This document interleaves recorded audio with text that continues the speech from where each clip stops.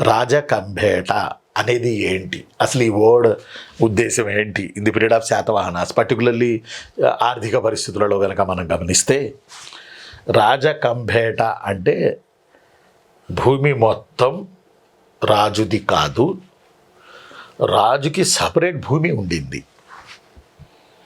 రాజు కింద ఇన్ని వేల ఎకరాలనే భూమి ఉండింది. రాజు కింద ఉండే భూమిని రాజకంభేట అని పిలిచారు.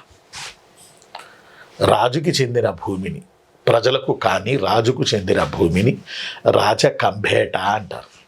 భూమి మొత్తానికి రాజు అధిపతి కాబట్టే ప్రజలు పంటలు పండించుకున్న తమ భూముల మీద ఆ పృథ్వీపతికి ట్యాక్స్ కడుతున్నారు. దానిని రాజమేయం లేదా దేవమేయం అని పిలిచారు.